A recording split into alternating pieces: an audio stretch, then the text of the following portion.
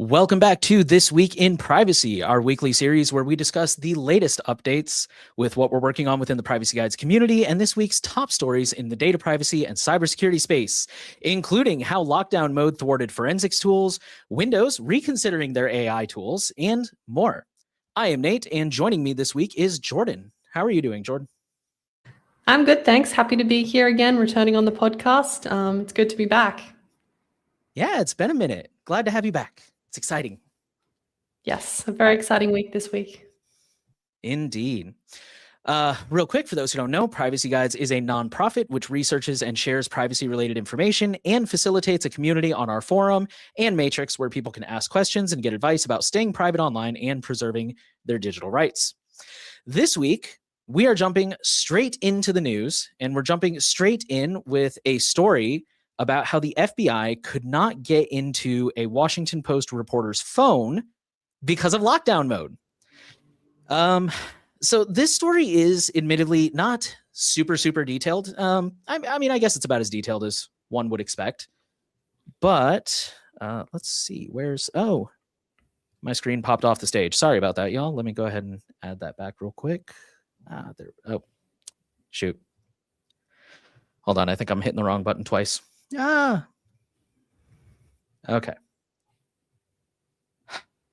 There we go. Got it. Okay. So this story comes from 404 Media. Let me scroll up to the top here. And, the title, like I said, the title really says it all. So the FBI did have a warrant. That's a nice change of pace here. The FBI had a warrant, and they went to a Washington Post reporter's home and seized a bunch of devices. And specifically, they say that when they plugged in the iPhone to their forensics tool to try and extract information, they couldn't.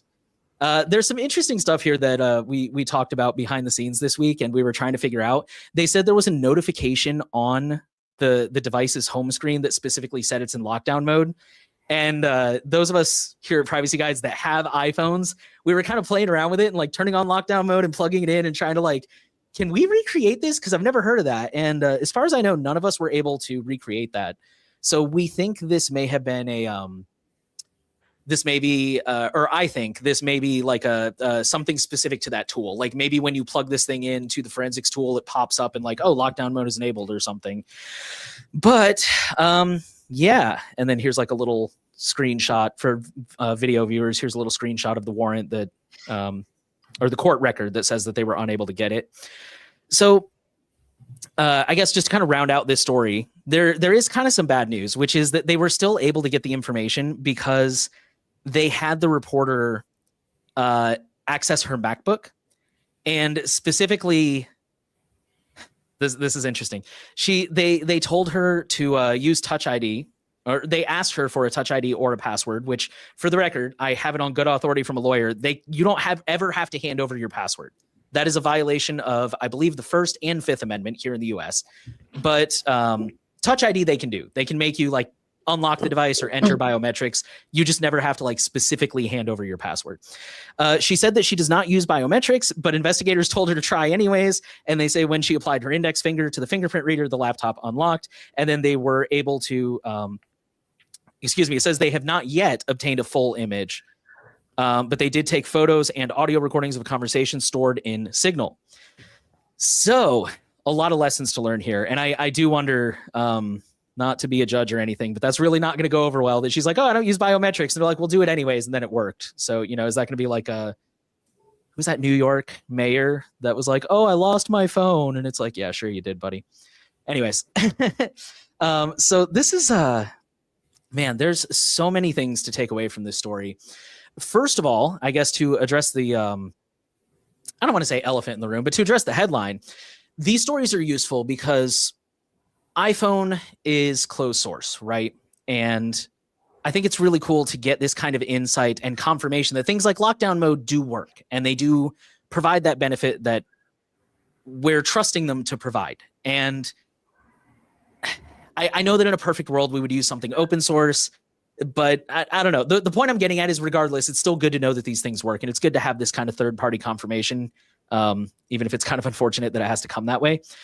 And the other thing that really jumped out at me is, like I said at the end there, they were still able to access Signal because her device was unlocked. And I think that's a really important thing to talk about, because a lot of the time we see this abused in the news or twisted in the news where they're like, oh my God, they accessed this person's Signal. And it's like, well, yeah, if the device is unlocked, of course they did. So these tools, all tools have limitations, right? There's no perfect tool out there, but it's important that we take it. First of all, it's important that we know that. So if you send anything, I've said in the past on other recordings that anything you put in a digital format, you should be prepared for the possibility that it may be, it may end up in a data breach or something like that.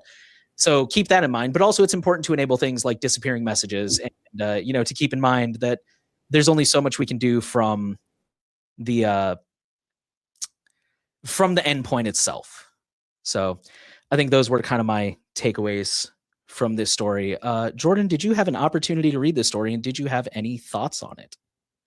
Yes, definitely. It's good coverage there from you just there. But I think that one thing that was quite interesting about this story is the 404 Media article kind of goes into some more detail about the reason why. Like, I think we should talk a little bit about why lockdown mode is kind of able to thwart these sort of police forensic tools. And one of the most important things that the lockdown mode actually does is it disables the device connections. So if you connect your iPhone or iPad to a computer, the device needs to be unlocked. So without lockdown mode enabled, sometimes it can actually automatically connect to a computer without explicit approval. So that can allow mobile forensic tools like Graykey and Celebrite, which is like the common police forensic tools, to basically be able to extract information from the device. And we've seen this as well with Graphene OS. They have a similar setting in the settings where you can control the USB connection and allow, change the options that are required if you connect the device to another computer, right? And as you can see on the screen, Nate's brought this up here. It's the Apple support page about like the specifics of lockdown mode. And another thing that these forensic tools do is they often utilize vulnerabilities in, software and hardware. And with lockdown mode enabled, it kind of protects you on both fronts, right? Because it stops the device connections, which can sometimes be exploited with vulnerabilities, and also it disables a lot of these, quality of life features, but ones that are often used in exploits and vulnerabilities, such as like, complex web browsing like tools are disabled. In this case, it says certain complex web technologies are blocked, which might cause some websites to load more slowly or operate correctly. So, as well as, it disables some of the Apple services as well. So I think this is quite an interesting story to see that lockdown mode actually did provide quite a benefit to someone, especially in like quite a vulnerable position.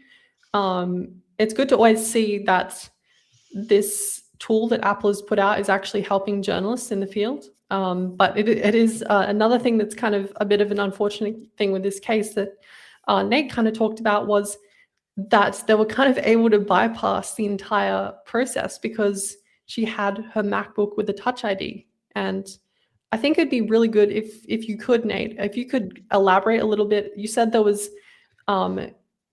laws around the First and Fifth Amendment. Could you maybe go into what exactly that means and why Touch ID can kind of bypass that? Yeah. Real quick, thank you for mentioning graphene, because officially privacy guides, our top recommendation for a phone will always be a graphene phone, because it really does have the best privacy, the best security. But there's lots of reasons people may want to use an iPhone. Like there are some countries where pixels are not available and things like that.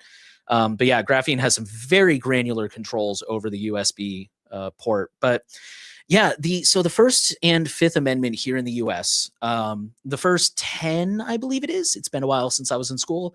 The first 10 amendments in the U.S. Constitution are called the Bill of Rights, and they were, I think, the first 10 that like existed when the U.S. was founded.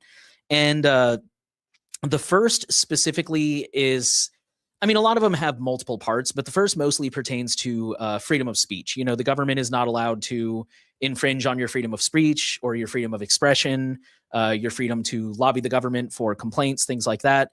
And then the Fifth Amendment is the one that protects against self-incrimination. So, for example, if any of you have ever watched a cop show that's set here in the U.S., which I'm sure is most of them, the Fifth Amendment is the one that, when people say I plead the Fifth, I'm not going to talk. What's the word? I invoke my right against self-incrimination, whatever. There's a million ways to put it.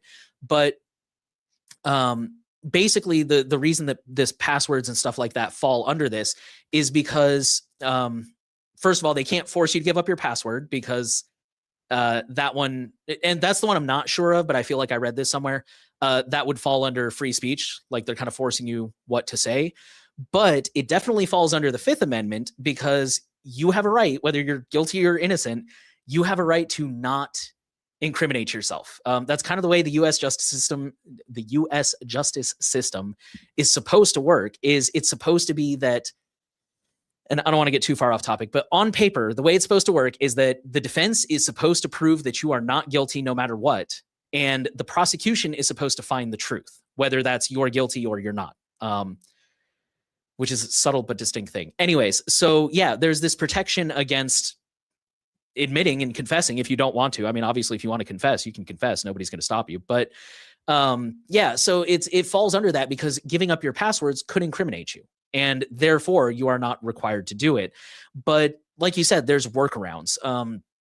Biometrics, I want to say, is a gray area. I could be wrong about that because, well, real quick, let me say, I know for sure that you can be ordered to unlock a device, whether that's putting in the password and then handing it over, scanning your fingerprint, whatever. That is something the court can force you to do.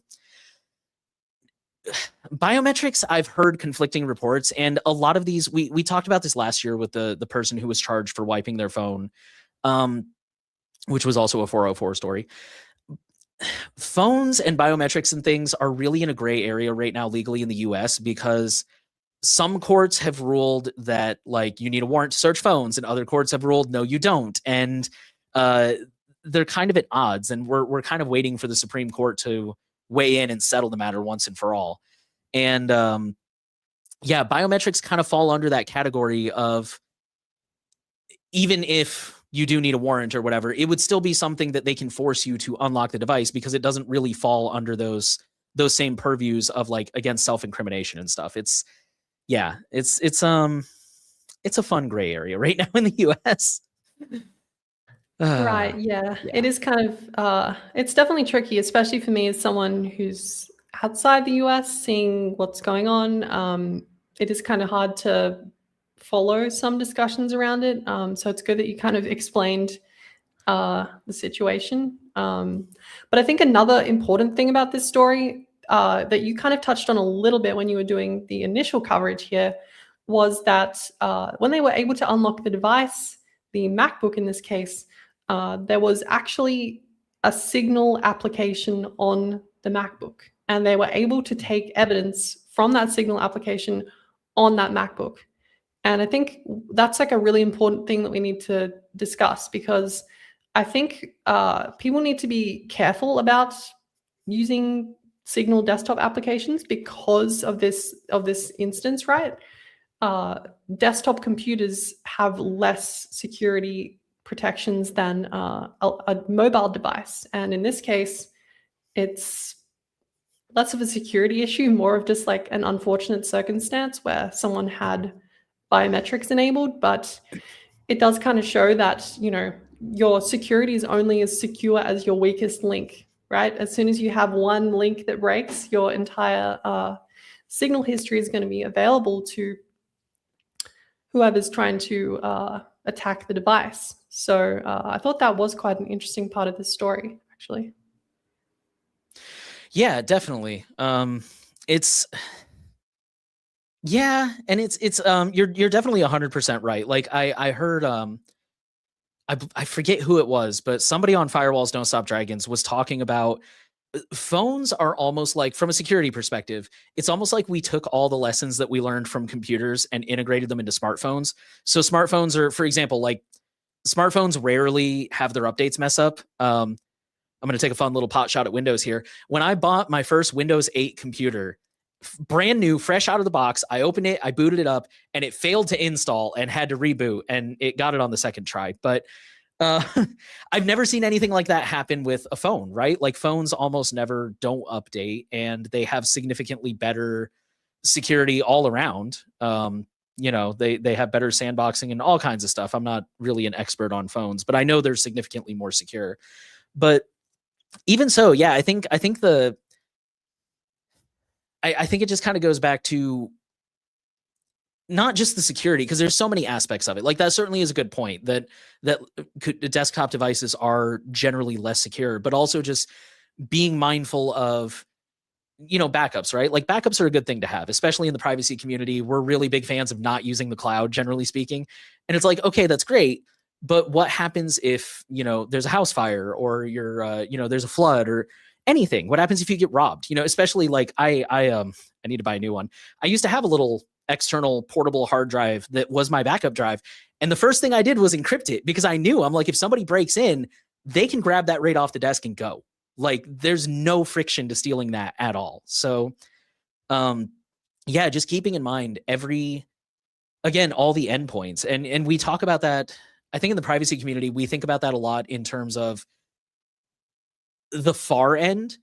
Like I see a lot of people who criticize encrypted email because they're like, oh, most people don't use encrypted email. So, it might be encrypted while it's in your inbox, but it's still unencrypted in their inbox. And which is a valid but different argument. But the point is, like, we don't always think about it in the context of, okay, but now there's a second copy of your data on your end of things sitting on that external hard drive on the desk, or sitting on that computer, synced up through Signal or whatever, that's less secure. Or, some people run a NOS and they use, what is it, like Sync Thing to sync their data. And it's like, okay, now you've got this constantly running 24/7 device sitting in the corner that's syncing all your calendar, your contacts, your data. So yeah, it's really important to, when you do that threat modeling and you start building your security posture, I guess we'll call it, it's important to have that moment where you stop and think about every step of the chain. What happens if this gets compromised? If this threat happens, break in, flood, it's really important to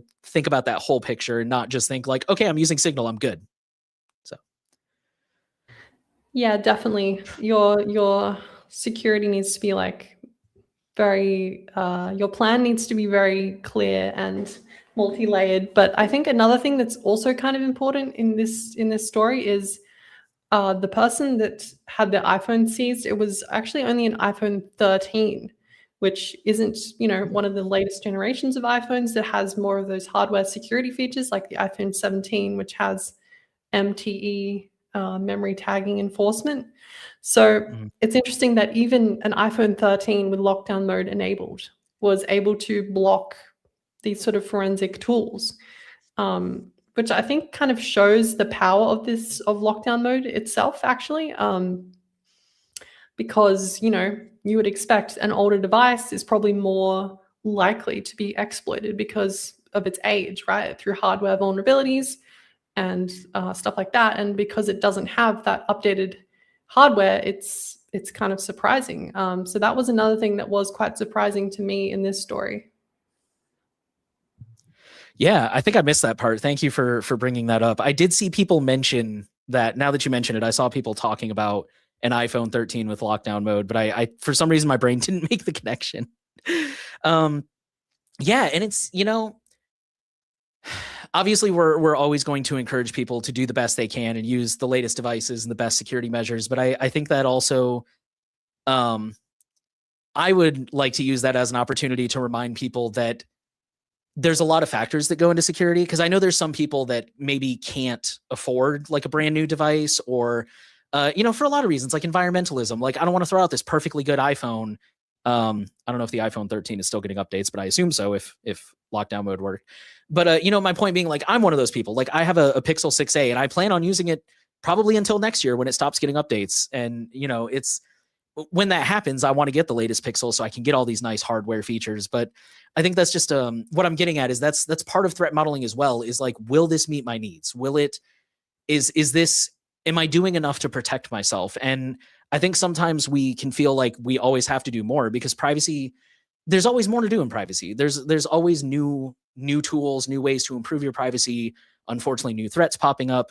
But that's one of the reasons that we do threat modeling is to try and make sure that we are hitting those goals. We are doing what we need to protect our data. And yeah, I guess what I'm getting at is as long as you're fulfilling your threat model, it's okay to give yourself some grace if you're not going as hardcore as you would like to. Keep going, keep trying to get there. But as long as you are meeting your threat model, and that doesn't necessarily mean you have to run out and buy the latest thing because now it's got this new hardware feature. But try to if you can. Again, I want to reiterate that. But this is why threat modeling works. Exactly. Yeah. And on the topic of protecting your data, let's head into this new story here. And this is Notepad++ update feature hijacked by Chinese state hackers for months. So Chinese state-sponsored threat actors were likely behind the hijacking of Notepad++ update traffic last year that lasted for almost half a year, the developer states in an official announcement today. So that's quoting from the Bleeping Computer article here. A statement from the hosting provider for the update feature explains that the logs indicate that the hacker compromised the server with Notepad++ update application. External security experts helping with the investigation found that the attack started in June of 2025. So I guess for anyone who doesn't use Windows, Notepad++ is basically a advanced version of Notepad that has a lot of the features that you would expect in, advanced note-taking applications like syntax highlighting and such. So it definitely builds upon the Notepad piece of software that's available in Windows. It's basically like a fully featured alternative to that. And it's actually extremely popular. So that's why it's extremely concerning that the update feature has been hijacked by Chinese state hackers. And just quoting from the article again here, the attackers specifically targeted Notepad++ domains with the goal of exploiting insufficient update verification controls that existed in older versions of Notepad++. So basically in December, Notepad++ released version 8.8.9, which addressed a security weakness in its WinGUP update tool, after multiple researchers reported the updater would receive malicious packages instead of legitimate ones. And there was a great post on Mastodon that I saw by security researcher Kevin Beaumont, where he warned that at least 3 organizations were affected by these update hijacks, which were followed by hands-on reconnaissance activity on the network. So yeah, this is kind of a pretty concerning story, especially because it's such a popular piece of software. Like a lot of people on Windows that are editing text files will be using this software. So it is kind of concerning, but just handing it off to you here, Nate. What are your thoughts so far? Yeah, I will admit I use Notepad++ on Windows, so that was a fun headline to read. I think I say this partially to make myself feel better. One thing to note in the article is it does mention that this attack was very targeted, in that the attackers very likely only targeted specific users of Notepad++. So probably, hopefully not me, but they could have just as easily targeted me, right? And actually, real quick on that note, I think here at the bottom of this article, there's some links. They talk about this group called Rapid7 that did research on this, and they released a technical analysis of the malware, and they do include how to check and see if you were compromised. I believe they included what is it? Hashes of specific files, basically, that you can check and see if you have the right file or a compromised file. So if you are worried that you may be impacted by this, first of all, go ahead and update to the latest one, because hopefully that should fix it and close off access. But also you can double check that to see. But yeah, it's really not a good feeling. And it's really unfortunate because Notepad++ kind of checks all the boxes that we would normally advertise for a good privacy tool, right? I mean, it's open source. As far as I know, it's offline. I'm sure it pings for like updates and stuff, but it's not a cloud-based Notepad. It's very actively maintained. The developer is very active, but this happened, and it's really frustrating because I was sitting here when I was reading this story, and I was taking notes for the show. I was thinking to myself, I'm like, what's the lesson here? Because normally the lesson is like, try to stick to open source, or try to make sure you only get it from official sources. But when there's a supply chain attack like this, there's there's kind of just not much you can do, I guess. So yeah, I don't know. This is a really unfortunate story. I think my takeaway is, and I know I already said this in the last story, but just to remember that nothing is unhackable, and it's important to beware that anything you put in a digital format, and this is actually one of the things I like about Notepad, is you don't even have to save it. Like, I have literally like 7 open notes that I haven't saved for weeks, and I should really do something with them. But that's one of the things, is it'll like hold on to those notes without having to save them. And so even if you don't save it, if it's in any kind of a digital format, it's at risk. And I hate to say that because that feels like paranoia, but yeah, that's kind of, I don't know. Is there any better lesson that you took away from this one, or? Yeah, I think this is kind of an unfortunate circumstance, right? But I think it does need to be said that, open source tools are just as vulnerable to being exploited by these sort of things as closed source ones. Just because a tool is open source doesn't technically mean that this wouldn't have happened, or this would have happened, right? So I think that's one thing to consider. But I think when it comes to, note-taking tools and such, I think it's important to use tools that have been independently verified, right? So if a security researcher had done an audit on this piece of software, for example, I think it would have been pretty obvious that this was a mistake in the update process, right? Any security researcher that would have had an eye over this would have noticed this. So, I think it's unfortunate, but I think there's things you can do to make sure that the software you're using doesn't contain easily exploitable stuff like this. So, with privacy guides, a lot of times we require independent verification by security researchers, or like a security firm such as like Cure 53 or other ones. So that is something you can do to try and mitigate some of these concerns. But in that case as well, it is, things get missed. Not every single piece of software is infallible. And I think, yeah, someone in the chat said, JS said a secure OS could help a lot. Yeah, exactly. So if you have an operating system that has more control over the sandboxing of applications, for example, I'm sure Nate would like to talk about cubes, but there's all sorts of things you can do on Mac OS, and Windows even has some sandboxing capabilities. So I think that is another important thing that people need to think about, right? Having adequate security protections and sandboxing and separating tasks into separate areas can definitely reduce the damage of an attack, because in all circumstances it's possible. Like, every piece of software can be exploited. So trying to reduce the damage that can happen is definitely a good step in the right direction. Yeah, I'm glad you mentioned audits, because that did completely slip my mind, because audits are really good. And it's, I do want to point out that audits, and you did kind of mention this, like, things can still slip through the cracks, because audits are a snapshot of code at a specific point in time. So it's entirely possible that Notepad++ could have been audited in June, or let's say May, and then this happened like the following month, and there's really nothing to protect against that. But another advantage of audits is that they tend to show that an organization is really serious about their security and securing their supply chain and stuff like that. And again, I want to point out, like, audits are also really expensive. So just because a company doesn't get an audit doesn't mean that they're not safe or they're not taking it seriously, especially if it's like a really hobbyist project. Like, I think Notepad++, if I remember correctly, is donation only.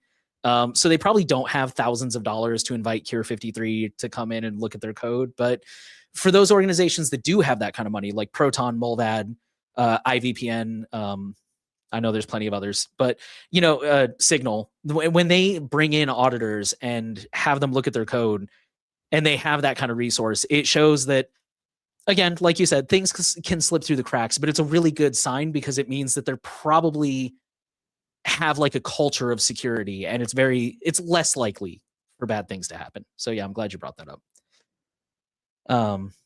And yeah, I mean, if you want, I will say cubes, or there's plenty of other ways to do this, but yeah, I am using cubes right now in front of me for those who didn't know, and that is one of the things I like about it is the compartmentalization of, I literally have a cube for privacy guides, I have a cube for my personal stuff, I have a cube for banking, and if one of my software was to become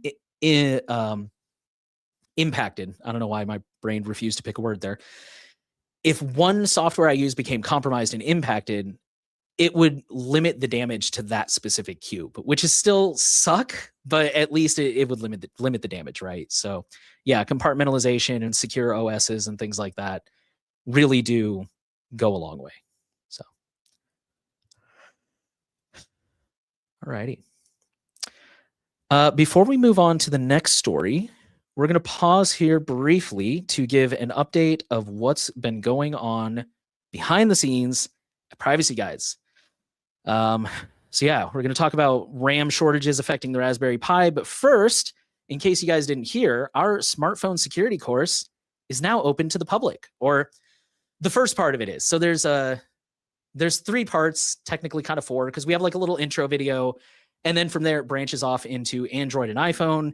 And there's a beginner, an intermediate, and an advanced level. The beginner level is now open to the public. I will let Jordan talk about the intermediate iOS video in a second. But yeah, the beginner video focuses, if you guys haven't seen it yet, I do think it's on PeerTube now. I could be wrong about that, but I'm pretty sure it is. The beginner video focuses on things that are really subtractive instead of additive to make your phone more secure. So things like removing apps you don't use, changing the settings, and things like that, which I think should be doable for a lot of people, because even simple things like downloading Signal or switching to Brave or Firefox, like those are things that require people to take action, right? They require them to go download an app, sign up for an account, no matter how easy. And I think some people I think it's a mental block that some people have a hard time doing that. And so the beginner level is things that anybody can do anytime, right? Like you're laying on the couch, instead of doom scrolling, start deleting apps and stuff like that. So yeah, I'm really excited that that's out to the public now. And I will turn it over to Jordan real quick to give us some updates on any upcoming videos if you'd like to, or if you want to hold off on that. Yeah, thanks. So I guess, yeah, like Nate said, we've got the intermediate smartphone security guides coming out soon, and we've already got the Android version done, and the iOS one is pretty close as well. So I'm hoping possibly early next week we can get that published for members. And if you're a member, you can get early access to videos, just a reminder. And that was sort of covering, I guess I should say, this whole smartphone security course has been written by Nate, and overall direction by Nate here, which I think he did a great job with. And I think it'll be really, really useful to people. Like, we've already had the beginner ones released to the public, and we already had some really good feedback on those videos. And that's just the beginning. So the intermediate ones dive more into things that are less to do with your device and more to do with the services that you use and the applications that you're utilizing. So for instance, moving to encrypted email providers instead of using a plain text one like Gmail. I'm not going to give too much away just because I don't want to spoil the video, but we also do go into some of the things on Android, such as alternative app stores. So if you're interested in that sort of thing, you're not all the way into the advanced area. Definitely look out for those videos next week, and we should have the advanced series coming out shortly after that as well, because that's, you know, quite a bit shorter than the intermediate ones. And Nate's kind of been on fire here. He's been like writing so many videos up and sending the footage over to me. So we've also got another video in the works, which is the private messaging video, which we're working on. There's also, I guess we haven't released, have we released this yet? We're also working on a video about private browsing. I'm not sure if that's actually released yet. Is it, Nate? That's a good question. The wheels are turning. I know, because you've sent me the preview versions, but I don't know if we've published those to members yet. We're gonna have to follow up on that one. I don't think we have. All right, then. I guess members, be ready for that. That'll be coming out hopefully after the stream if we can line everything up. But that's also done. So that was another video that Nate's scripted and put together, the footage and recorded. And that was another really interesting video, I think, which is going to be useful for people, you know, to send to people that are stuck using Chrome or that have misconceptions about the private mode on Chrome, because it's called incognito mode, but you're not really very incognito. So I think that'll be an interesting video for some people to send to their relatives, family, friends, you know, get people moving off Chrome. I think it's one of the easiest things you can get people to switch, you know, instead of Chrome, use Firefox, you know, instead of using incognito mode, you could use Molvad browser instead. And that's really a private way to browse the internet. So that's kind of what it's looking like. We've got that. Look out for the private messaging video. That's what we'll be working on next week. And yeah, I guess I can throw it back to you, Nate. Is there any other things that we've been working on this week?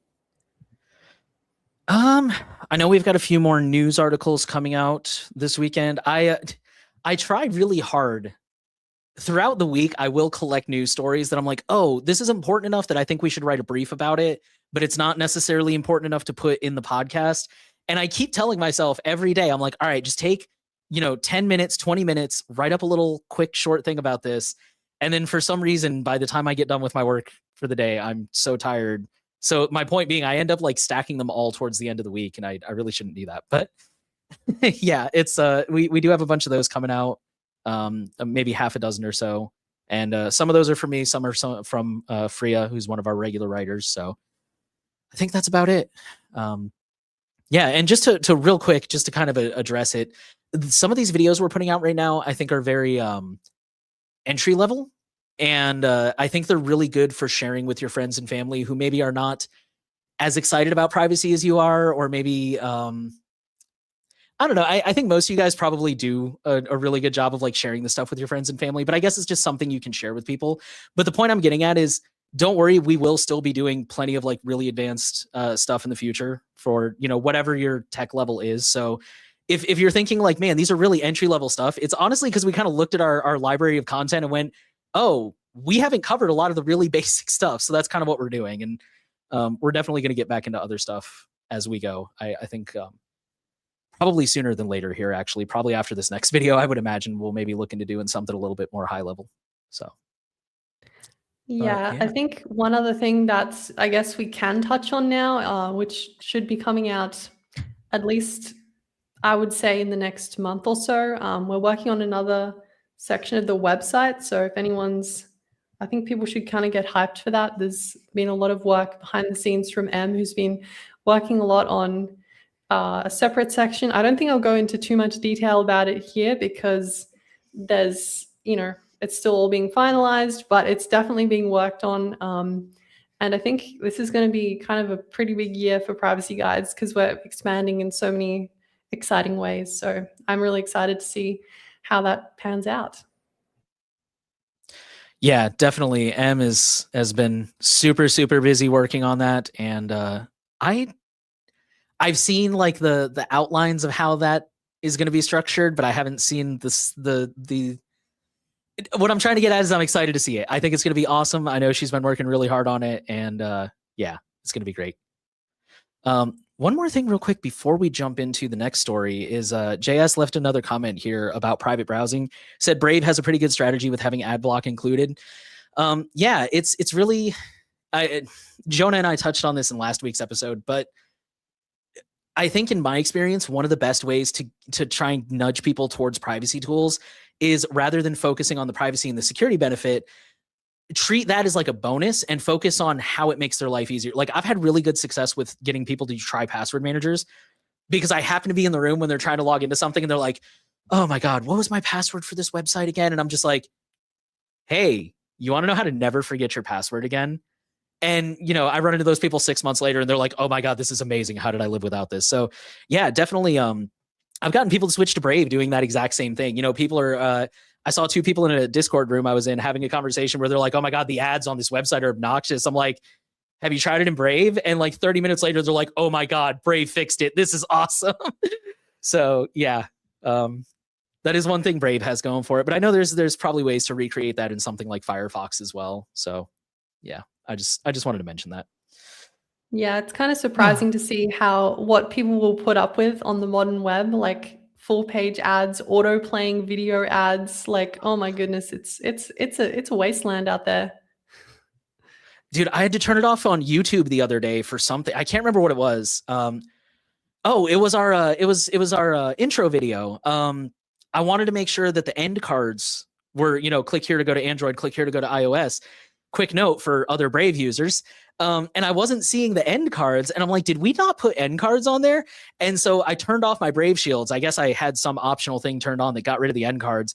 But while the Brave shield was off, there was literally like a 1-minute pre-roll ad to start the video. There was an ad on the side. There was an ad below that. There was an ad at the bottom of the video. I'm just like, oh my God, how do people put up with this? It was so bad. Yeah. So definitely, I don't know how people live like that. Speaking of bad things, there is being an ongoing RAM crisis, and I don't know if you've seen that, but one of our previous team members, Kevin, he wrote an article about like the whole RAM crisis that's going on, and unfortunately, that has now started to affect Raspberry Pi. So Raspberry Pis have received another price hike in the last 2 months, and basically, the more RAM the board has, the more its price is increasing. So just quoting from this article here from Ars Technica, the ongoing AI-fueled shortages of memory and storage chips has hit RAM kits and SSDs for PC builders the fastest and hardest, meaning it's likely that for other products that use these chips, we'll be seeing price hikes for the entire rest of the year, if not longer. And the latest price hike news comes courtesy of Raspberry Pi CEO Eben Upton, sorry if I said that wrong, who announced today that the company would be raising prices on most of its single board computers for the second time in 2 months. Prices are going up for all Raspberry Pi 4 and Raspberry Pi 5 boards with 2 gigabytes or more of LPDDR4 RAM, including the Compute Module 4 and 5 and the Raspberry Pi 500 computer inside a keyboard. And the 2 gigabyte boards pricing will go up by $10, 4 gigabyte boards will go up by $15, 8 gigabyte boards will go up by $30, and 16 gigabyte boards will increase by a whopping $60. So I'm kind of happy about this in a very selfish way. I actually bought a Raspberry Pi like 2 months ago before the price hike, so I'm kind of happy that I decided to finally replace mine. But what do you think about this, Nate? Yeah, I happen to have a couple of Raspberry Pis sitting around at home that I'm actually not using, and I'm trying to figure out what to do with them. And pardon my technical difficulties while I try to get my screen share back up here. But yeah, I don't know, it's really a bummer because the whole selling point of the Raspberry Pi is that they're so cheap, right? And personal opinion, I think that's slightly misleading to say that they're so cheap because they do they're very cheap if you just want the board. But if you want like the case that goes over it and stuff like that, I think it becomes a very different story at that point. I think the price does start to go up significantly. But and maybe it's me because I have cats and I'm like, the cat hair will get everywhere. It will absolutely get all over the board and everything. But either way, they're very inexpensive, and they're certainly in my opinion, I don't think they make for good full computers. It's not like, oh, I got this $30 computer. They're still definitely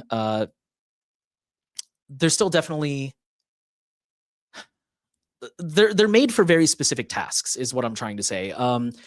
They're really popular, and this is why we're covering them. They're really popular in the privacy community for running like a single member Mastodon instance, or like a simple Nextcloud instance, or DNS, to block ads and stuff at home, ads and trackers and all kinds of stuff. And so this, to me, sorry, I know I'm rambling a little bit, but this to me touches on a larger issue that I've been trying to figure out how to put into words and address for several years now, which is the idea of privacy as a privilege. Because it is really unfortunate when you have to pay for privacy. Like, kind of going back to phones, right? We talk about something like Graphene OS. And Graphene OS is only available on a Pixel, which is a several $100 phone, which is still cheaper than an iPhone. But it's not a cheap phone. And again, certain areas can't get Pixels, and so it's almost like you have to be privileged enough to have the money and live in the right area to get a Graphene phone. And that's really unfortunate. But at the same time, things like Raspberry Pis, things like VPN servers, those things cost money, and you can't pay the rent for your office by, like, I don't know, telling the landlord how to use Signal, right? Like, that's just not how the world works. So it's the point I'm getting at is it's really unfortunate to see this price go up on these very reasonably priced tools that are designed to help, or maybe they're not designed to, but they're very good for helping people reclaim control of their data. And it's really unfortunate to see that barrier to entry go up, even if it's only a little bit. But at the same time, it's like, I don't know, some things just cost money, and that's an unfortunate reality of especially this situation right now. So yeah. I think this is just another good reason to really dislike AI. Like, this is the reason why all of this stuff is becoming more expensive. Like, there's all these AI CEOs, tech companies, they're buying up all the RAM, they're buying up all the SSDs for running AI models, because they need all that memory to train and to run all these models, right? It's not and I think we've kind of seen this for a while with Raspberry Pi. It's kind of been a continuing drama with Raspberry Pi. They keep kind of, I don't know if you've noticed, but over the last couple of generations of Raspberry Pi, it's like they've been pushing the price up and up and up, and it's got to a point where, I was looking at like, I had an original Raspberry Pi from like 2012, like a Model B, and it finally died this year after 14 years of dedicated service. So I had to replace it, right? And there was nothing that was really the same price as what I'd paid for that original Raspberry Pi. I think I only paid like $25 for that original Raspberry Pi.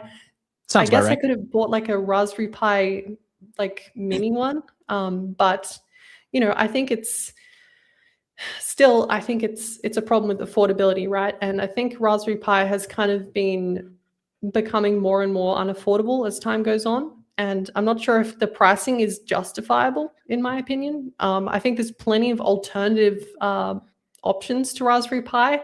Unfortunately, it does come with, downsides, such as software support not being as good, and, just general community support not being as good.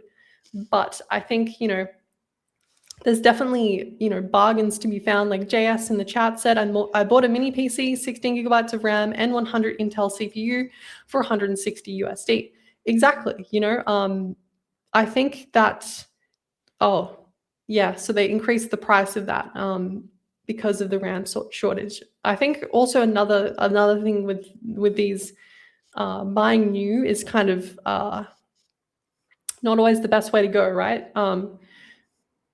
There's plenty of used options for, you don't need a Raspberry Pi to run a couple of small services. You could always get like a refurbished business computer, like a Dell Optiplex, or, all these old retired business computers that they're selling for like absolutely nothing. Like, you can basically get them for free.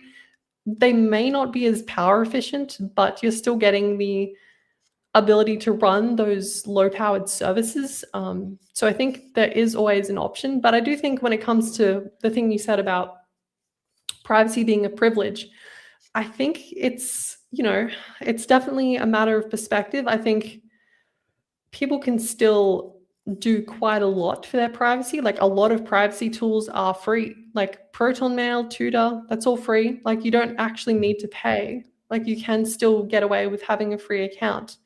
And I think it's important to have these free options, right? Where, freemium model is really good in that circumstance, right? Like with Bitwarden, you can have a syncing vault with security and it's free for the most part. You miss out on some small features, but you're getting a lot of those features that are the most important for free. And I think, it is kind of unfortunate that there's things like hardware where it's a little bit more tricky with like Nate said, there's Google Pixels, they cost quite a lot of money depending on what country you're in. And they can also kind of have, problems with international shipping. Not every country has Pixels available. It's not a globally available device, but, I think a lot of people can also get a really good level of privacy just by, debloating their phone, switching the usage on their device, or, instead maybe going for an iPhone, which is available in a lot of locations. So I think people don't have, zero options.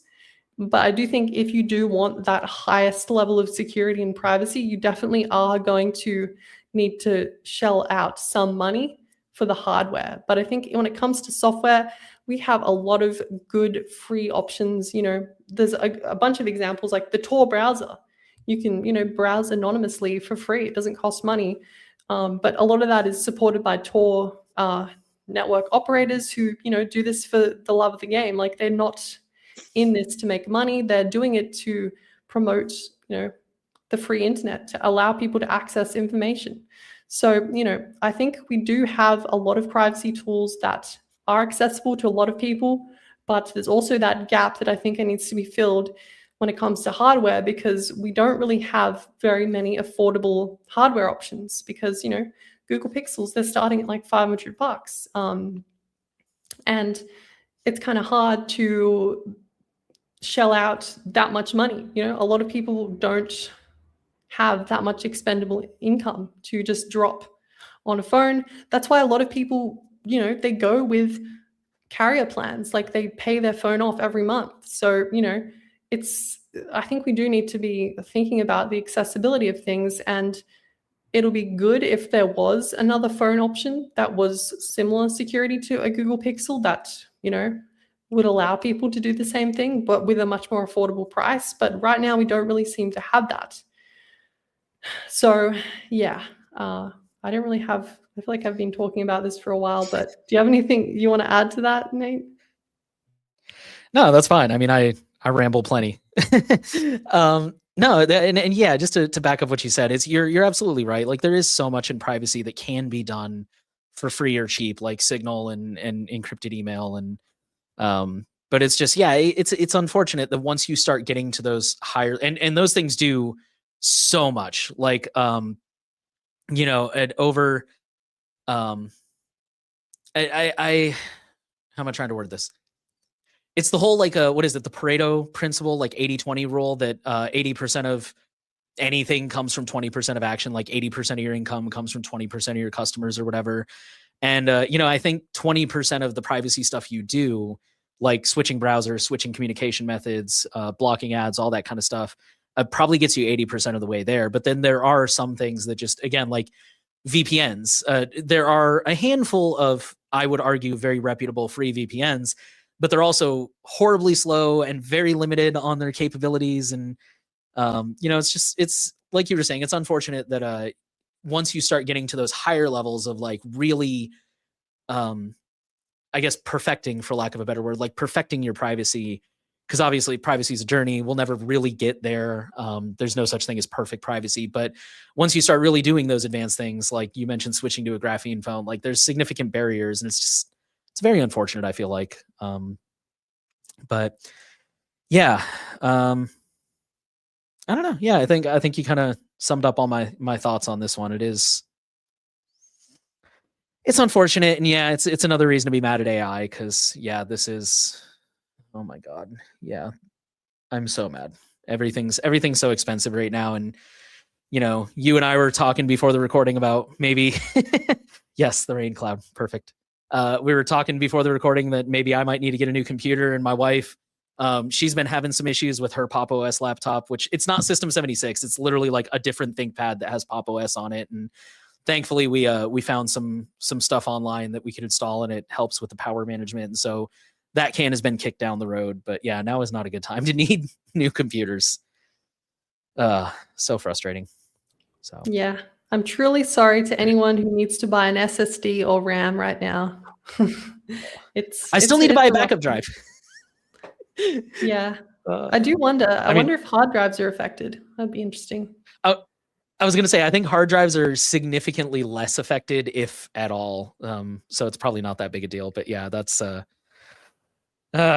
frustrating. Okay. We do have one more story real quick, and I think I got my screen share fixed here. And this is about Microsoft and their use of AI. Is it going to work? Hold on one moment.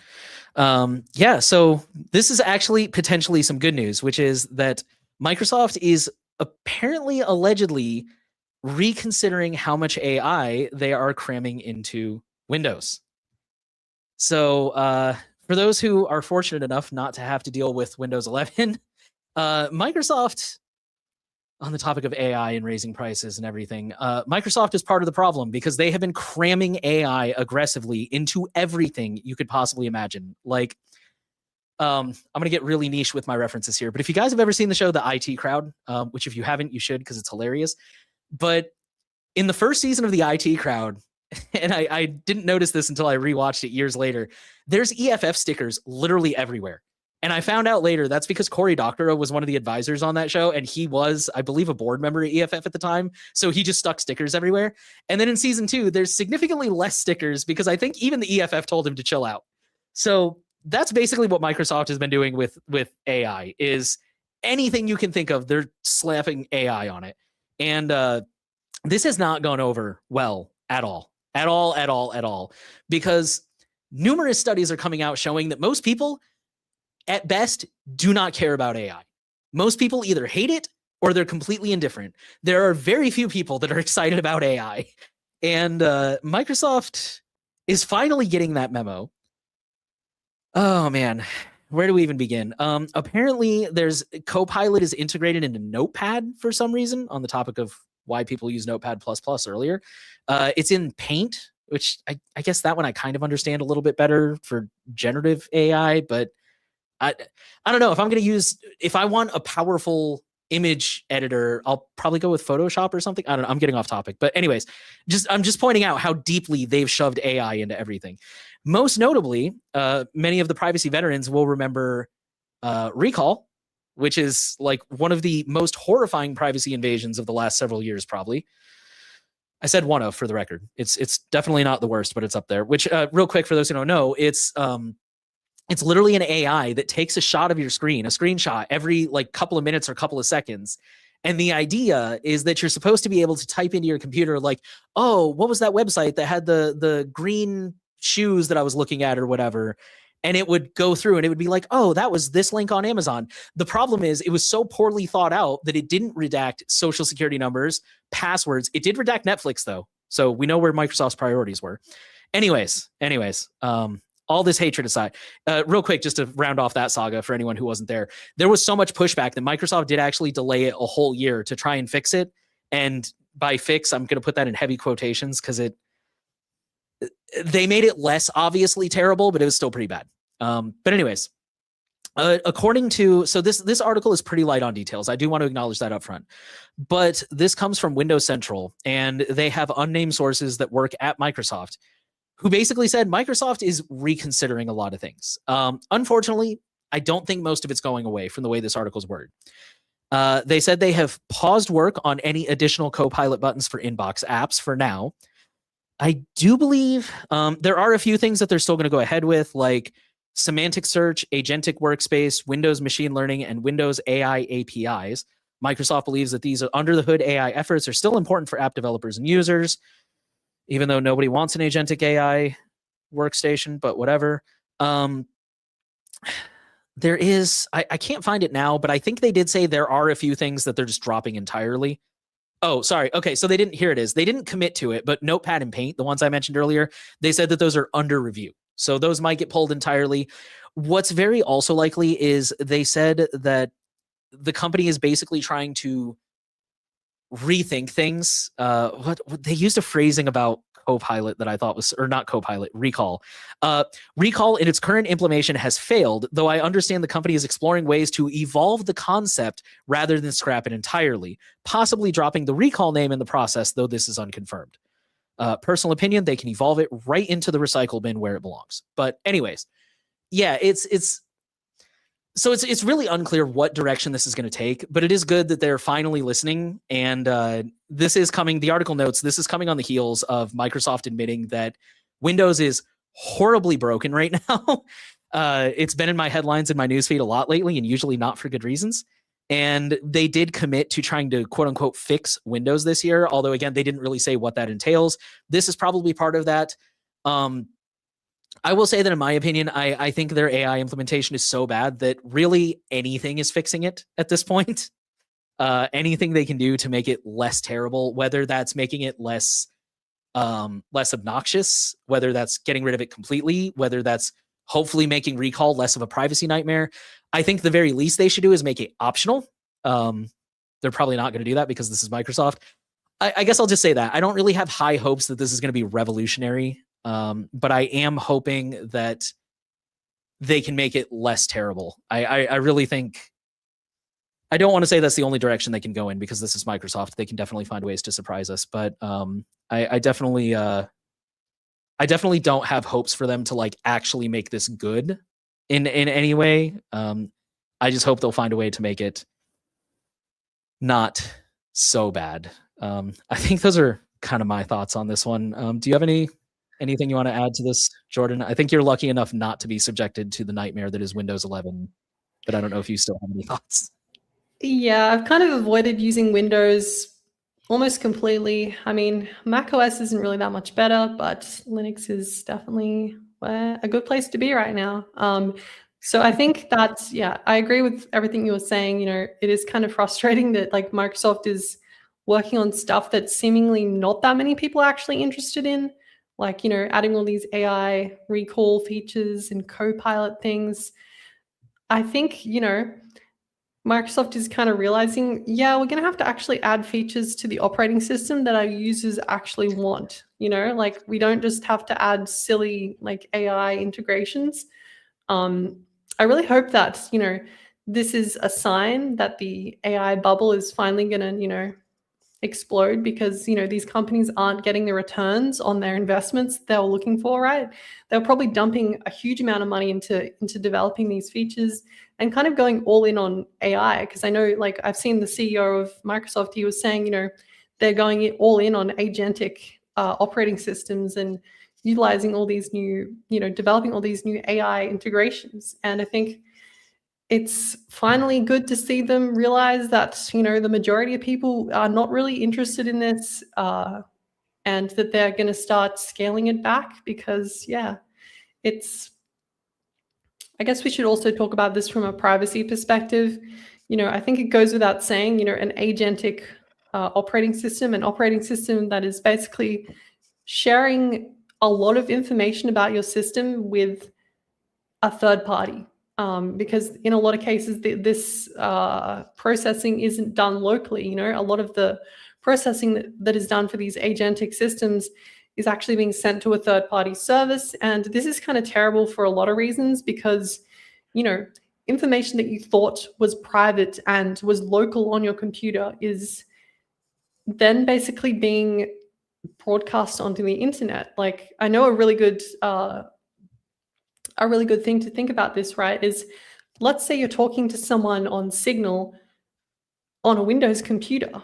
and they've got some agentic operating system features running at the same time, that could be recording you, that could be monitoring your call, and it could be saving that or sending it to a third-party server, which is breaking the privacy of Signal. It's you're just adding a listener on the other end. You're just sending this information to a third-party server. So I think at least some people that care about their privacy have been saying this, but I think it's good that in general people aren't that interested in this, because if this was to become more popular and available on operating systems, it would kind of be a nightmare. It would kind of be a privacy nightmare, because then you don't really know with what you're sending to another person is actually private, or if it's being sent to a third-party server. So I'm just happy that Microsoft is realizing that this is a bad idea. Maybe it's not for the same reasons that we care about, which is, it being a privacy nightmare and destroying any sense of privacy that people have. But it's good either way. I think we can take this win.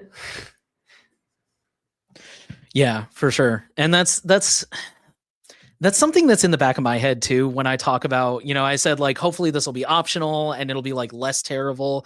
But even optionally, it's so Microsoft is or Windows, I mean, is such a notoriously leaky operating system from a privacy perspective. And I think I posted it in a group chat with my friends. I don't think I posted it in the privacy guides chat, but a few weeks ago, I may have mentioned it on here actually. A few weeks ago, I realized that for some reason my Windows computer hadn't updated since version like 23H2 or something. It was whatever version just stopped getting support in November. And so I was like, okay, I need to sit down. I need to figure this out because I want to make sure I'm getting those security updates. And I had to jump through many, many hoops. I had to chase down all kinds of issues. Eventually, I did get it to update. Everything went smooth. But then because it was an update, it's introduced all these new features, and it was basically like a whole new computer. So I had to go through and I had to use, and for the record, not all of these are equal. So this is not like a broad endorsement, but I have very specific third-party scripts and tools that I trust to like de-bloat some of this Microsoft stuff. And I swear to God, it was like an hour-long process to go through. And I only have like 3 of them that I use, but to go through all 3 of them and run them to like get rid of the telemetry, get rid of the AI, get rid of this, get rid of that. And it was such, and that was, I'm not even talking about the whole like updating process. I'm talking about just that part of going through, making sure all the settings that I want turned off are off, making sure that these scripts run, checking the scripts and making sure I know what they do and I'm okay with it. And just, it was so obnoxious. And it's like, it shouldn't be this ridiculous to use a computer without giving up all my privacy, plus the kitchen sink, plus the neighbor's kitchen sink. Like, it's insane. And so going back to what you were saying about AI, that's my concern, is that even if they roll this out in a form where it's optional, does that only mean optional to the, like on the end user facing, like what's the word I'm looking for? Like, where it seems optional, but in the background, it's still submitting data. It's still collecting data. And I'm sure it's less than, if it was running in agentic mode, or if Recall was taking those screenshots every 3 minutes or whatever it is. But it still just worries me that it's like, yeah, but this thing could still be running in the background, potentially introducing vulnerabilities, potentially sending more data than it should be back to Microsoft, or, and that's what worries me. And it's such a shame. As somebody who grew up on Windows, like, I'm not a Windows fanboy by any measure, but I mean, let's be real, like Macs are really expensive. And I mean, I guess now they're about the same because Mac is the only one that can afford to eat the price hike on RAM. But, historically, Macs are really expensive and they work great and they've got great security, but you are absolutely unarguably paying for a brand name. That is a fact. And then Linux is free, but historically doesn't always do the things I need it to do. I really do want to test some of my production stuff and see how well it works. But I guess my point being is, like, Windows has always been such a relatively affordable, customizable system. And it's really frustrating to just see it become worse and worse and worse in every sense of the word, from the UI to the privacy, to the bloat, to the just, it makes me sad. Like I said, I was never a Microsoft fanboy, but it's just, it used to be better. We used to be a society. I digress. I've ranted about that plenty. If that's all we've got for now, I think there are a couple of quick stories that we wanted to highlight. We're not going to talk about these extensively because, admittedly, we had this conversation earlier in the week. Jonah and I have been covering all the age verification stuff for literal weeks, and we have nothing new to add. It's just it's bad. We're not in favor of it. We think that there's better ways to protect children online, but we did want to let some of our listeners know, specifically in Spain and Greece, if you are Spanish or I guess it's Greek, isn't it? I almost said Grecian for some reason. But if you are Spanish or Greek, these are the latest countries who are now planning to ban social media for children under 15. So, yeah, like I said, I don't think we really have anything to add to that. But if you do live in any of those countries, you should be aware of that. Do you have anything you want to add to that, Jordan? Not particularly. I mean, I think both you and Jonah have talked about this pretty extensively, so I don't think we need to drag this out. But it's frustrating that the start of this, was with Australia's social media ban, and now other countries are following. I think this is basically what we were saying from the start. As soon as you normalize this in one country, every other country is going to start following suit. And yeah, it's kind of unfortunate that that is exactly what is happening right now. We warned you, we warned them that this is going to happen, and no one was taking it seriously, but here we are. So it is kind of frustrating. Told you guys. Yeah, it is kind of frustrating that, we've been here, we've been saying it from the start, but now it's actually coming true. So yeah, I think, do what you can in these countries, contact your representatives, try and educate people in your life about why this is bad. Hopefully there can be some positives from this. It sounds like these are both announcing a ban. They're not actually implemented yet. So there's still a chance for you to have your voice heard. So definitely try and at least make some noise about it, because in a lot of cases, if a lot of people are against this, then,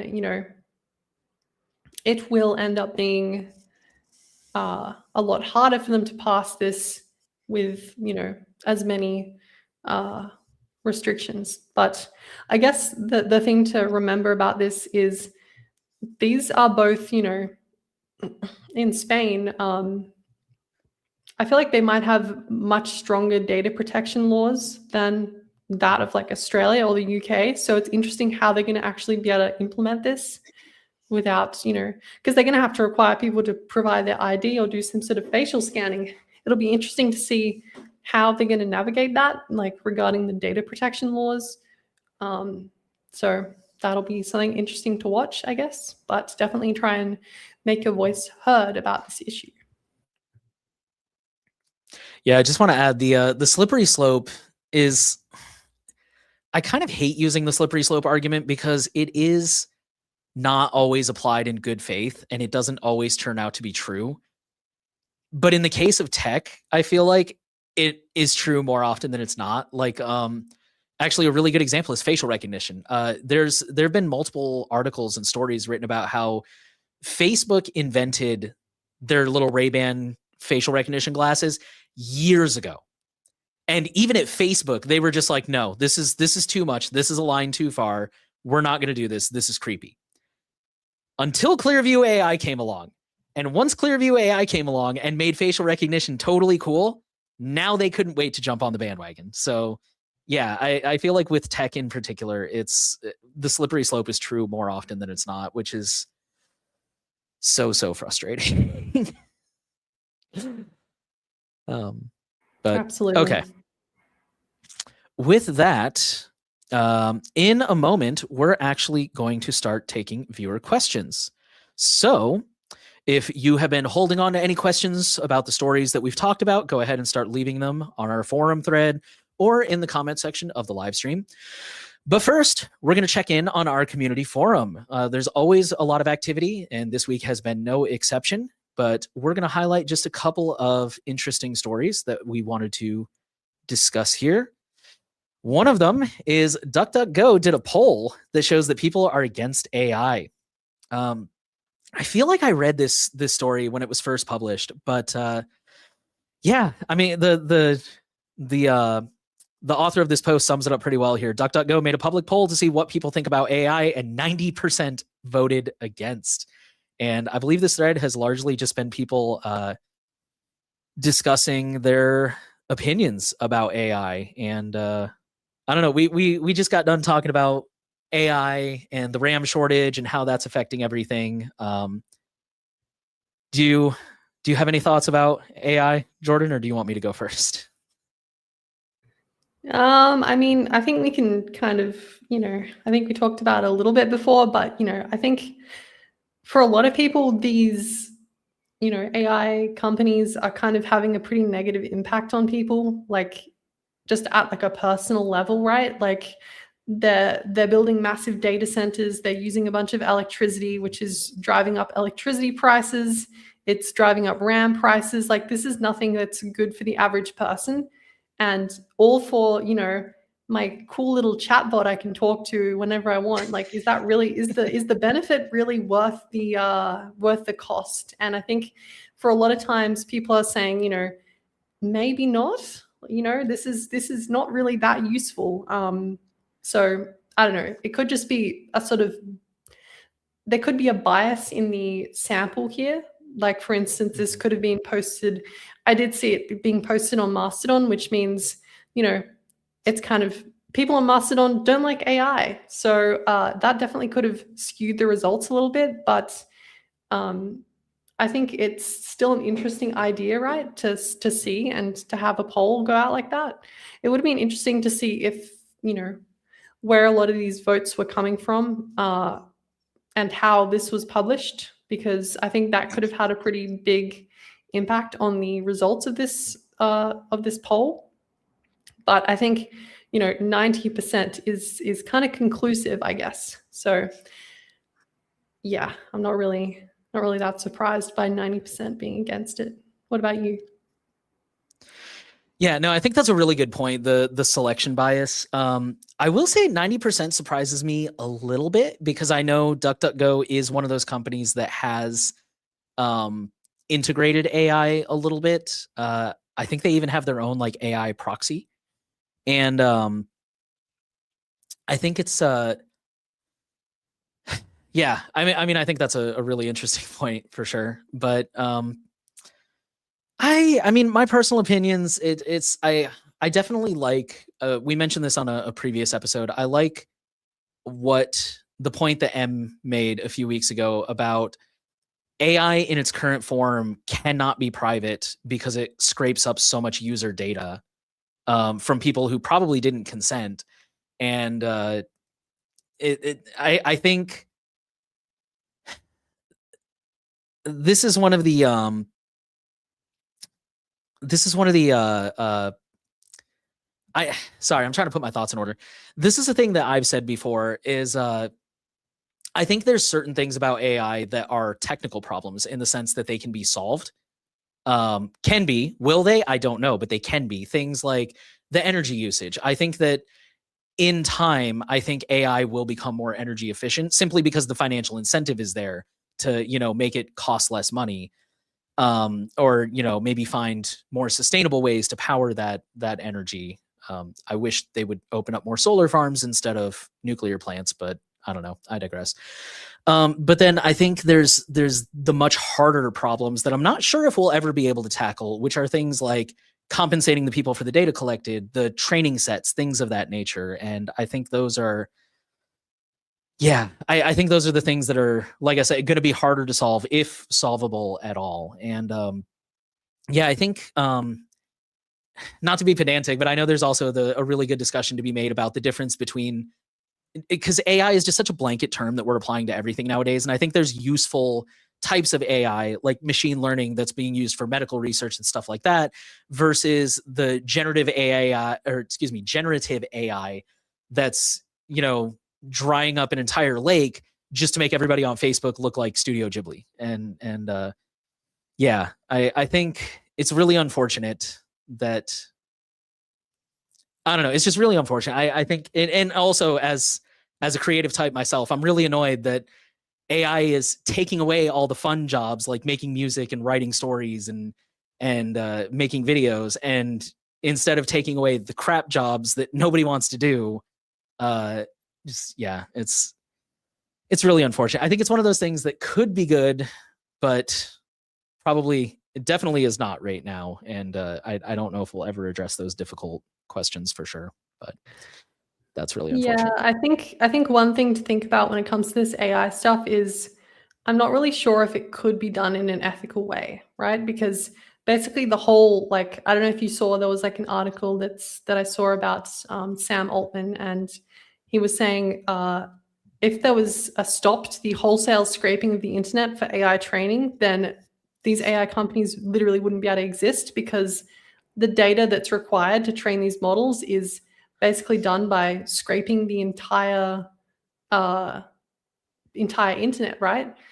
So, you know, I don't think that, like, I think people think about like their personal privacy. Like, I'm sure I could use like an AI model locally on my computer that wouldn't be sending information to a third-party company, but the model itself was trained off non-consensual, like, scraping of people's information and data. And when you train that model, you're basically, you know, encapsulating an entire, you know, section of the web into a model, right? And that's kind of the antithesis of privacy, right? Because if you, let's say you deleted an article that you wrote about something, that could have been scraped and put inside this model, and, you know, you're basically storing this information forever.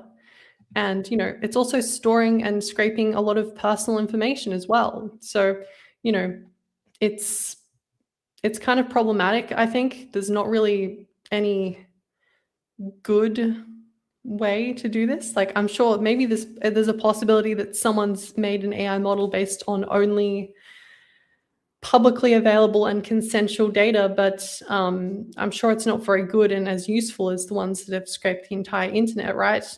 So, you know, I think I'm not even certain that, you know, if we were able to use completely consensual data and also have, you know, use renewable energy, I think it's just kind of a waste of electricity as well. Like, electricity is not infinite. Like, it has an impact on the grid.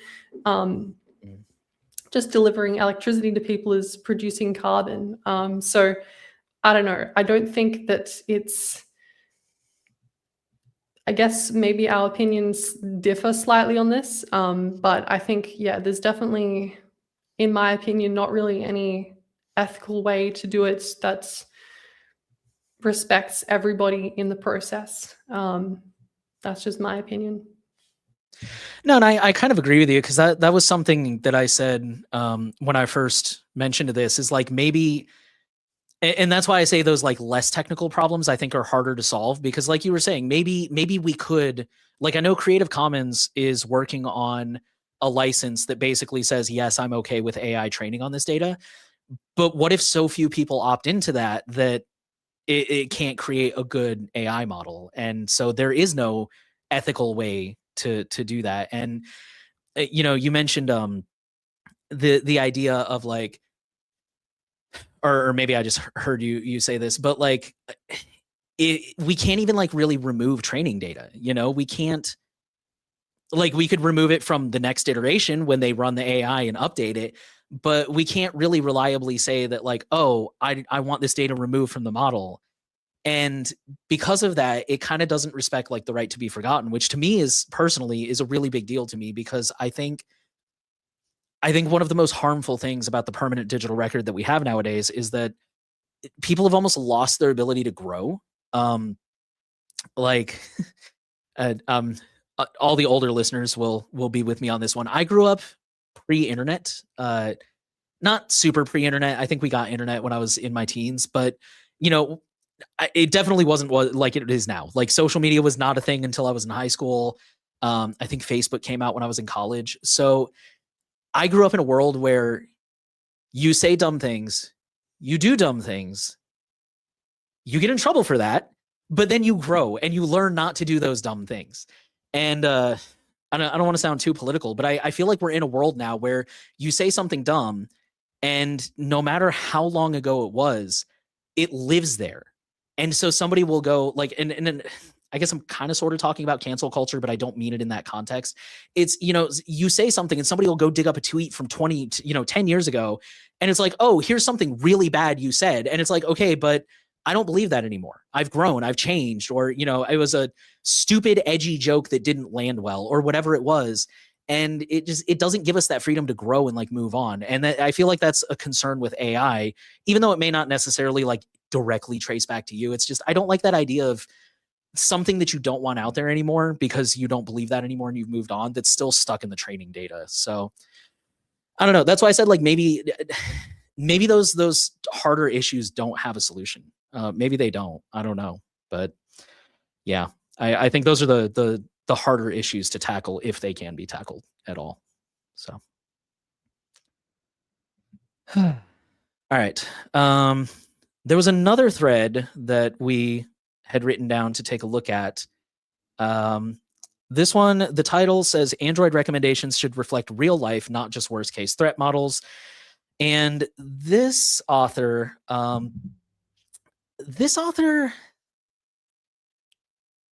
basically, how would I summarize this? Because this is a very, not an overly long post, but it's a very detailed post. And basically, they're disappointed that, for example, we only recommend graphene. We don't really recommend other custom ROMs. We don't recommend iPhones or anything.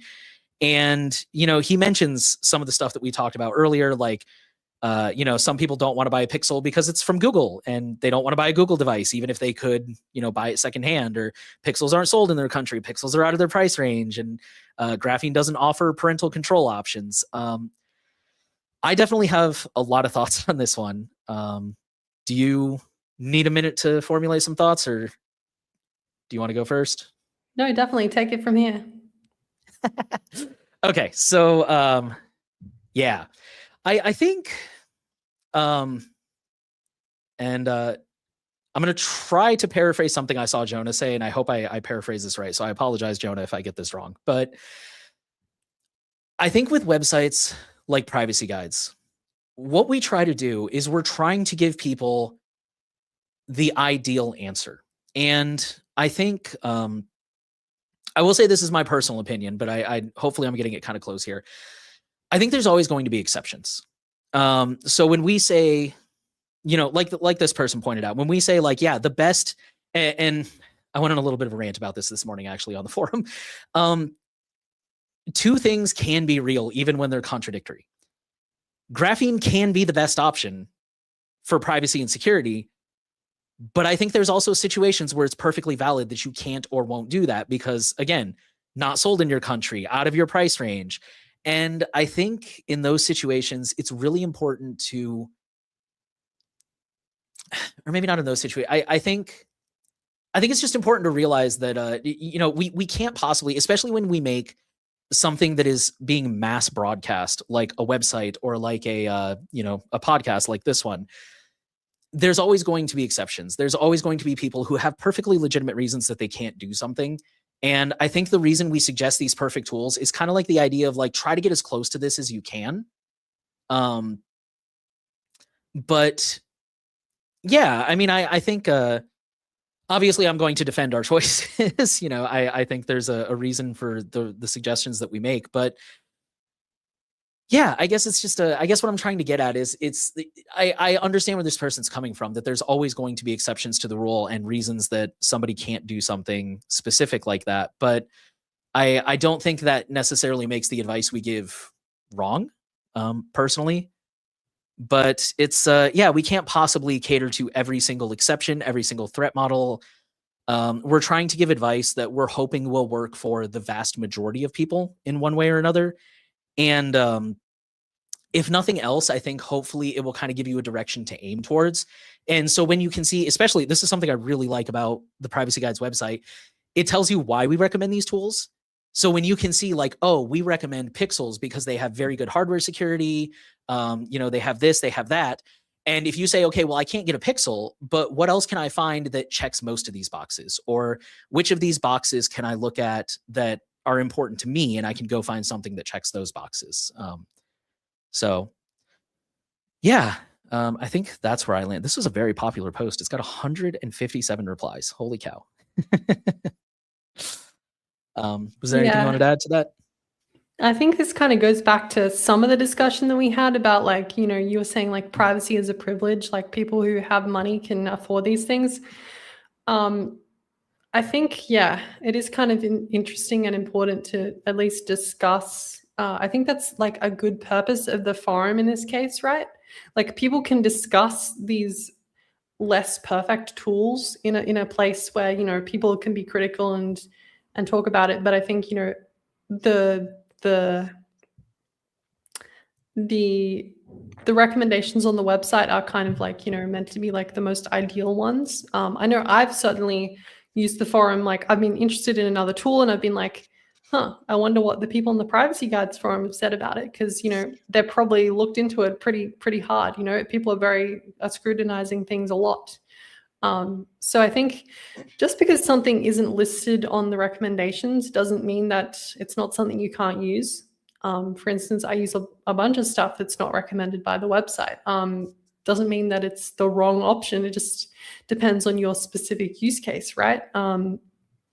So yeah, I agree with your what you were saying there. But yeah, I think this is definitely an interesting forum thread to have a read. I'm not sure if I agree entirely with what this person is saying. I think, you know, stuff like headphone jacks and physical SIM slots and SD card slots are, you know, somewhat novelties. Yeah. I find that they're not super important. I think the most important thing should be, you know, the security of the device, if you can. So even if there was, you know, a cheaper device that, you know, could run something that is more private than stock Android, I think that would be better. But yeah, it's kind of unfortunate that like Fairphone has got devices that they sell, but they're also pretty expensive and they're only available in Europe. So it kind of limits the availability of that, and they don't seem to take security as seriously as the graphene people. So yeah, I don't know. It's kind of an unfortunate circumstance, I guess. I mean, I don't use an Android device daily. I do have one, but I just prefer an iPhone, just because, you know, it just works best for me. It's not recommended on the website, but it's something you can do instead. And I don't know. I think people need to make decisions for their circumstances, and you don't have to 100% follow everything that we recommend. It's kind of up to you to make up your own mind on things. Yeah, for sure. Yeah, I don't think I have anything to add to that. So I guess we'll hop into answering questions now. Unfortunately, it looks like we didn't get any questions on the forum thread. I know we've some weeks we kind of wait a little bit longer than others to pick headline stories just to see if there's anything particularly obvious that jumps out at us as like, oh, this should definitely be the headline story. And I don't know if this week people just didn't have enough time or what, but yeah, it looks like there's not too much there. But let's go ahead and address some of the questions in the chat here. And let's see. Excuse me. I guess I'll take this one. This person, I don't think has a display name. That or my computer is not showing it. But I guess we'll say anonymous. So this is actually in regard to a question from last week. They asked if I had a chance to review the OPSEC Bible. So last week, somebody asked about this website called the OPSEC Bible. I took a look at it. I don't know if Jonah did. Jonah's really busy. He may or may not have. I don't really feel like the website was for me. I kind of want to reiterate what I said when you first asked about this website, which is I think it's great that there's different levels of things that cater to different people. Because I think there's some people that when you go up to them and say, you have to use graphene, you have to use simple X, you have to use cubes, they're just going to stop listening. And that may be unfortunate. That may not be in their best interest. That may be a mistake, but that is what they're going to do. Is they're going to stop listening and walk away. And I think that's kind of where some other projects come in to try to kind of make it a little bit easier for people to get started on privacy. And I think some people, most people, I hope, but I think some people will, once they start getting into privacy, they'll realize like, oh, this is actually a lot more achievable than it sounds. And I can go, I talked about threat models earlier. Like, I'm a big fan of going above and beyond if you can. A threat model, in my opinion, is kind of more of a minimum. Like, do this minimum to keep yourself safe, but feel free to go past that if you want to. And I think it's great for people who want to go past that and want to learn how to do some of the more advanced stuff and use some of the more secure options out there for whatever reason. And so I don't really have an issue with sites that push the more hardcore things, but I don't know. I don't think it was for me. So thanks for bringing it to our attention, I guess. But yeah, that was my thought on that one. I don't know. I think I may have shared that one in the chat. Did you check that one out, Jordan, or no thoughts? Or Yeah, I don't really have any thoughts on it. I think you covered it pretty well. Don't think we need to go super in depth on that website, but I think it's definitely good to use multiple sources for finding your information, right? Like, if we recommend something, don't just take that as the truth, right? You should also investigate other people who are recommending different things, see what they say as well. So, maybe this website could be useful as another resource to check what they say about certain things, and then you can come up with your own opinion, I guess. But, Privacy Guides has a specific way of doing things. We're going to choose specific tools based on specific criteria. So it kind of is going to differ to what other people recommend. And that's fine. Everyone has their own recommendations and what they recommend. So I think it's good. More diverse information is better.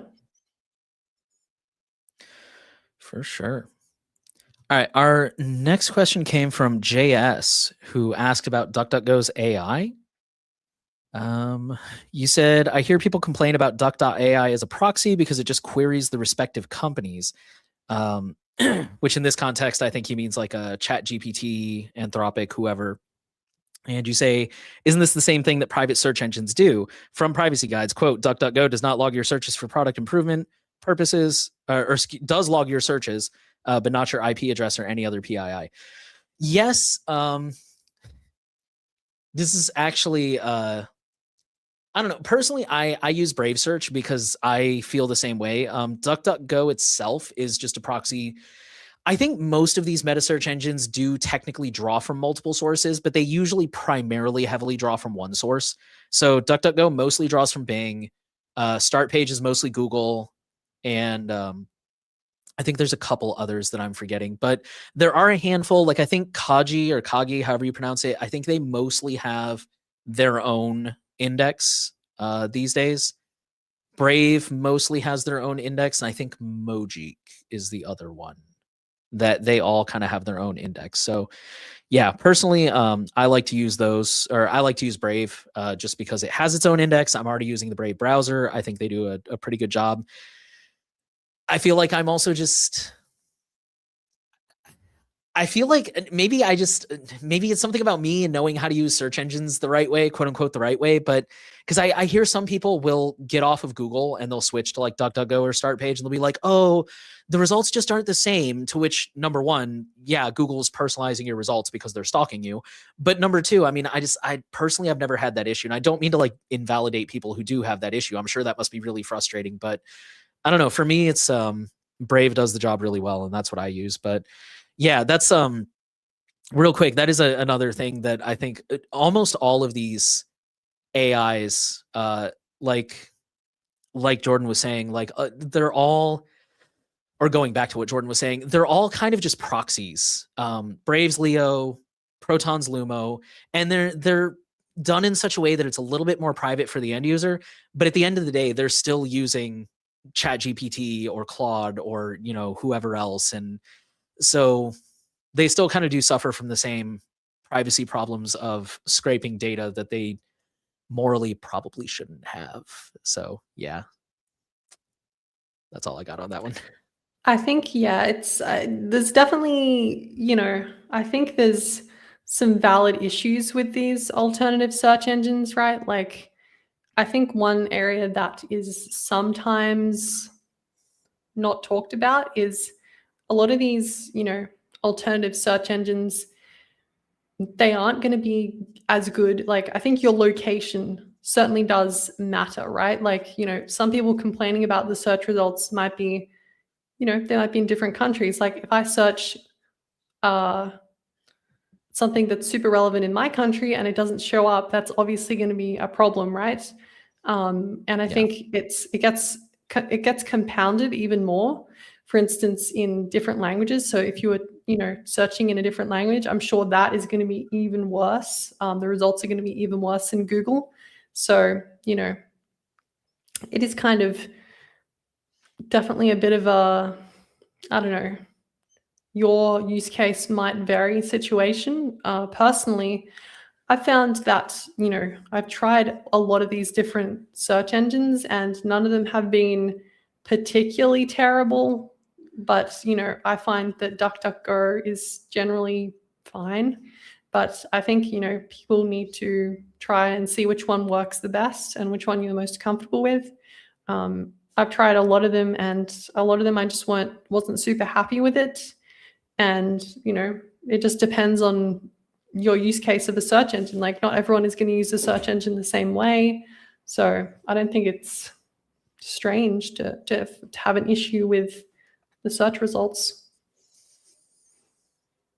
Yeah, I wonder if his point was just kind of maybe what he was saying is it's just kind of weird that people complain that like, oh, this is just a proxy, and it's like, well, yeah, but isn't the search engine? But I don't know. I think that might be more indicative of the general attitudes that people have toward AI in general. Yeah, which I guess at that point, my question would be: is DuckDuckGo at least keeping in line with their ethos? Like, I hate to take shots at Mozilla here, but Mozilla's AI integration is absolutely abysmal. I don't feel bad saying that, but their AI integration, they straight up tell you, even in their blog post, like, I'll give them credit, they're very open about this, but they're basically just like, oh yeah, you know, we've integrated Chat GPT and you can like just click the little button in the sidebar and it's super easy. And by the way, once you use it, you're totally at OpenAI's mercy as far as privacy goes. But it's like, what's even the point? Like, I can just bookmark Chat GPT. I don't need a little pop-up window to use that. Why would I use this at all?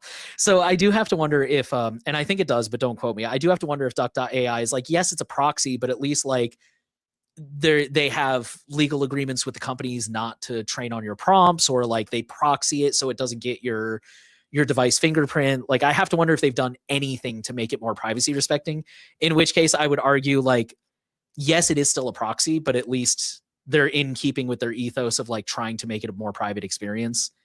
Again, for the end user, I really want to stress that. Um, but yeah, I don't know. I will say real quick in response to what you said, I think my favorite search engine in terms of actual effectiveness was I think it's Search is how you pronounce it. The SearX. I think it's SearXNG now. Searching, I think is how it's pronounced. I used to use the SearX.be instance, which I think is still around. And I will admit the results were impressive. I could always find the weirdest niche stuff that I couldn't find anywhere else because it drew from so many different search engines. But yeah, at the end of the day, personally, I decided that what I really wanted was like an independent index that wasn't just a meta search engine. So that's one of the reasons that I went with Brave. But yeah, I'm with you. They're all different. I think it's totally valid to just try out different ones and see which one works best. That's kind of really it for questions. I think we did have another comment here. Somebody said, "Happy birthday, privacy." Is that in reference to Data Privacy Day recently, or is this when Privacy Guides was founded? I'm not sure. I feel like I should know that. Yeah, I don't know. It seems an interesting comment to make. Thanks, I think. You know, I will take this as an excuse to go get some cake after this. I'm down. We'll put it on the company card. I don't have a company card. Jonah, I want a company card. I'm kidding. I just like saying random stuff.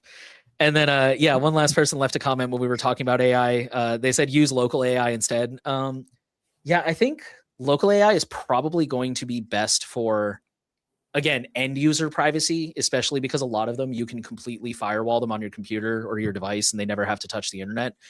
But again, we were also talking, I know I'm like really beating it over the head lately, but just the idea of like, it's still trained on, you know, user data that may not have been consensually collected in a lot of cases. There's several ongoing lawsuits about this very issue right now of copyrighted works that, and actually you mentioned it earlier and I completely forgot to bring it up, but I think that's so funny that Sam Altman is like, oh, well, if we can't steal copyrighted material, then we don't have a business. And it's like, okay, like, could you imagine a drug dealer using that in court? Like, well, Your Honor, if I can't cook meth, then I don't have a business. And it's like, well, meth is illegal. So that sounds like a you problem.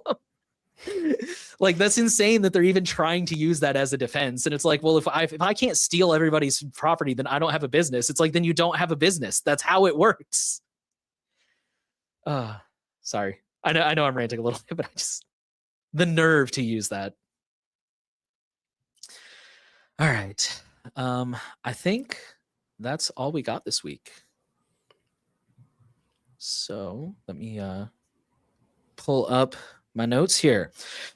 All right, so all the updates from this week in privacy are already shared on the blog, actually. We have actually, in case you guys didn't know, we now are sending the blog post out at the same time that we start streaming. So if you want, you can go sign up for the newsletter and subscribe on your favorite RSS reader, and you will get a reminder. There's a link to the StreamYard stream right there in the newsletter, so it's a really easy way to get a reminder and start watching. For people who prefer audio, we offer an audio podcast available on all podcast platforms and RSS, and the video will also be synced to PeerTube. These will be after the fact. Privacy Guides is an impartial, nonprofit organization that is focused on building a strong privacy advocacy community and delivering the best digital privacy and consumer technology rights advice on the internet. If you want to support our mission, you can make a donation on our website, privacyguides.org. To make a donation, click the red heart icon located in the top right corner of the page. You can contribute using standard fiat currency via debit or credit card, or opt to donate anonymously using Monero or your favorite cryptocurrency. Becoming a paid member unlocks exclusive perks like early access to video content and priority during the This Week in Privacy live stream Q&A. You'll also get a cool badge on your profile in the forum and the warm, fuzzy feeling of supporting independent media. Thank you guys so much for tuning in this week, and we will be back next week with more news. Bye, everybody.